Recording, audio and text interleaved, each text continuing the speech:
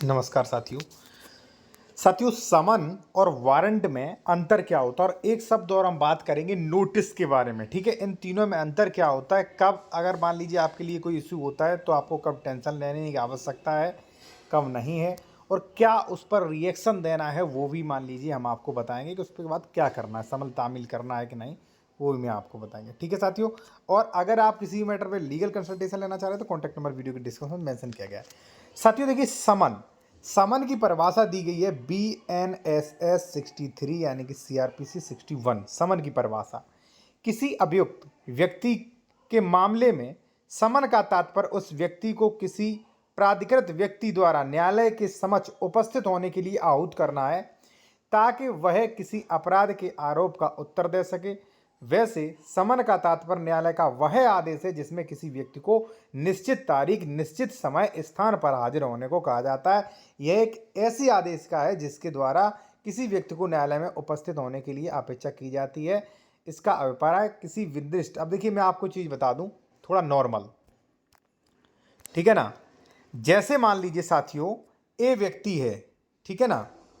जैसे मान लीजिए कोई ए व्यक्ति है, ठीक है, इसने जो है वो बिजली चोरी करते हुए पकड़ा गया, ठीक है। दिनांक मान लीजिए 7/2025 को पकड़ा गया। अब बिजली घर वालों ने मान लीजिए जो भी है इनका मान लीजिए FIR वगैरह दर्ज करके जो है वो कोर्ट में सबमिट कर दिया। अब इसे नहीं जानकारी है, मान लीजिए ए कर रहा था, ए को नहीं जानकारी है, ठीक है। तो जो कोर्ट है, बी कोर्ट जो है, वहां से ए को समन जाएगा, और समन कौन देने जाएगा? सरकारी कर्मचारी लेके जाएगा ए के पास। तो उसमें समन में लिखा होगा कि भाई फलानी तारीख को दिनांक 7 को, ठीक है ना, दिनांक मान लीजिए 7वें महीने, मान लीजिए दिनांक 8 तारीख 2025 समय 10 बजे हुए इस न्यायालय में उपस्थित हो फलाने बनाम फलाने केस में। तो इसमें ए को अभी डरने की आवश्यकता नहीं है, क्योंकि ये एक न्यायालय की आदेश का है कि भाई आप जो है इस तारीख को आइए और इसके संबंध में आप क्या कहना चाह रहे वो भाई आप कहिए। अब जैसे मान लीजिए किसी व्यक्ति ने आपके ऊपर कोई प्रतिवाद दर्ज कर दिया, ठीक है ना। देखिए अगर कोई गंभीर अपराध है तो गिरफ्तारी होगी, तो उसमें समन आएगा कोर्ट से। समन का मतलब क्या समझे आप? समन का मतलब वही है, यानी कि न्यायालय ने बुलाया है आपको कि भाई आइए आप, ठीक है। अब कई लोग कहते हैं कि सर जाना चाहिए कि नहीं, बिल्कुल जाना चाहिए। देखिए अगर आप चोर नहीं है तो बिल्कुल जाइए, और चोर हैं भी फिर भी आप जाइए, ठीक है ना। आप कम से कम आप अपना पक्ष तो रख सकेंगे, पक्ष नहीं रखेंगे तो भाई दिक्कत होगी। अब क्या होगा देखिए, समन तो ये है, यानी कि समन में डरने की जरूरत नहीं, न्यायालय ने आपको बुलाया है, आप जाइए, आप अपना जवाब वगैरह वकील के थ्रू उसमें दाखिल करिए, ठीक है। अब साथियों मान लीजिए किसी के लिए समन आया, अब जैसे मान लीजिए यही मान लीजिए बिजली चोरी के मामले में समन आया था, उसने नहीं सुना भाई, और समन आने के बाद जो मान लीजिए 2 तारीखें, 3 तारीखें, 4 तारीखें लगी, तो उसके बाद कोर्ट कर सकता है वारंट जारी। और वारंट जारी हो गया तो भाई टेंशन लेने की जरूरत है, क्यों? अब चलिए देखिए, CRPC धारा 70, BNS की धारा 72 में ये प्रोविजन किया गया है वारंट समन। थोड़ा फिर मैं आपको समझा दूं, वारंट और समन के बीच व्यापक अंतर है, परंतु इन दोनों के बीच मूल अंतर यह है कि जहां समन उस व्यक्ति के नाम से जारी किया जाता है, जैसे मान लीजिए हमारे लिए हमने मान लीजिए बिजली चोरी की थी, तो हमारे नाम से आएगा कि फलाने सिंह एडवोकेट मान लीजिए अक्षय प्रताप जी, आप जो है फलाने फलाने दिनांक को न्यायालय की मोहर लगी होगी, इस दिनांक को 10 बजे इस मामले में हाजिर हो, ठीक है ना।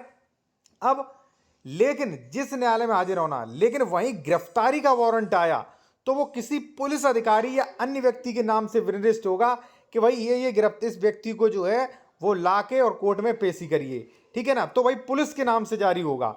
और अगर पुलिस को मान लीजिए भाई वारंट जारी हो गया, पुलिस को ये न्यायालय ने आदेश दे दिया कि भाई फलाने फलाने एडवोकेट को, अक्षय प्रताप को मान लीजिए जो है यहाँ पे पेश करिए जाके, तो ऐसी कंडीशन में पुलिस को फुल राइट है कि हमें पकड़ के वो और कोर्ट के समक्ष पेश कर देगा, हम कुछ नहीं कर पाएंगे।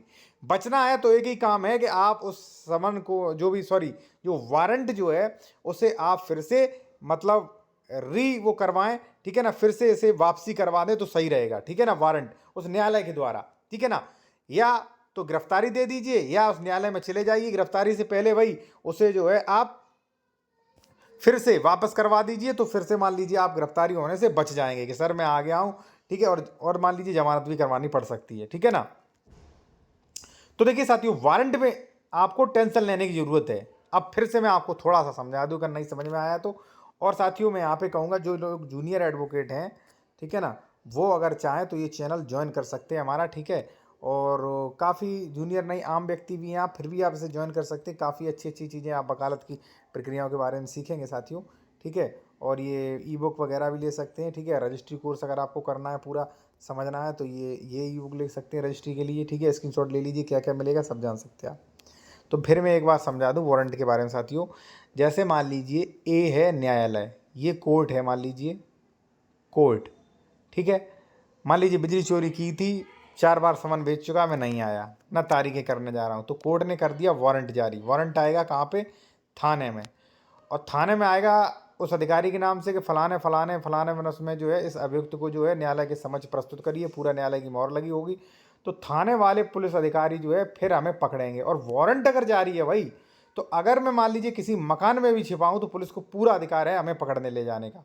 अगर मैं कहीं भाग रहा हूं तो भी पुलिस को पूरा अधिकार है हमें पकड़ के हिरासत में ले लेगी। अब लोग बात करते हैं क्या, मान लीजिए पुलिस वगैरह आई, उसे मान लीजिए 2,000 या 5,000 रुपए दे दिए, भाई आज के लिए तो आप रहने दो, हम कल कोर्ट से जो है वो करा लेंगे, क्यों हमारी बेइज्जती वगैरह होगी। तो वो दे देते हैं भाई, और लेन देन करके फिर बाद से जो है बाद में कोर्ट से जाके फिर से जमानत करा के उसे जो है वापस वारंट को वापस करवा देते हैं, ठीक है ना। तो ये है, यानी कि वारंट आ गया तो भाई गिरफ्तारी निश्चित है, वारंट है तो यानी कि गिरफ्तार आप धरे जाओगे निश्चित, ठीक है ना।